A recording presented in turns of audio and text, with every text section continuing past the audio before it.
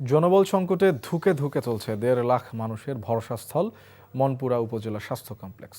১৪ জন চিকিৎসক থাকার কথা থাকলেও আছেন মাত্র ৩ জন, নেই কোনো নারী চিকিৎসকও। ফলে সমস্যায় পড়েছেন নারী রোগীরা। বিদ্যুৎ সংকটে বিভিন্ন পরীক্ষা নিরীক্ষা করা সম্ভবও হয় না। ভোলা থেকে আরও জানাচ্ছেন সহকর্মী আফজাল হোসেন। ৫০ শয্যার এই হাসপাতালে রোগীদের ভিড় লেগেই থাকে, কিন্তু এইসব রোগীদের চিকিৎসা সেবা দেওয়ার জন্য পর্যাপ্ত সংখ্যক চিকিৎসক নেই হাসপাতালটিতে। হাসপাতাল কর্তৃপক্ষের তথ্যমতে ১৪ জন চিকিৎসকের স্থলে আছেন মাত্র ৩ জন, নেই বিশেষায়িত চিকিৎসক। নারী চিকিৎসক না থাকায় নার্সের দ্বারস্থ হচ্ছেন রোগীরা, ফলে চিকিৎসা বঞ্চিত হচ্ছেন দ্বীপ উপজেলার বাসিন্দারা।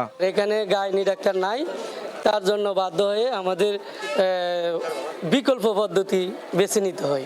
ওই বড় ট্রিটমেন্টগুলো এখন হইতেছে না, ওই কারণে আমার মনপুরাবাসী ভুগতেছি।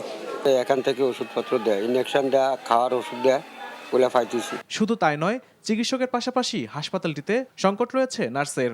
২৫ জন নার্সের স্থানে আছেন মাত্র ৪ জন, যার মধ্যে ৩ জনই রয়েছেন ৬ মাসের মাতৃত্বকালীন ছুটিতে। হাসপাতালে নেই বিদ্যুৎও, ফলে রোগীদের পরীক্ষা নিরীক্ষা করাও সম্ভব হচ্ছে না। এই দ্বীপে ডায়রিয়া আক্রান্ত রোগীর সংখ্যা বেশি, যাদের লবণ কমে যায় শরীরে, তো এই লবণ মাপার জন্য যে পরীক্ষা, সেই পরীক্ষাটা আমরা করতে পারি না।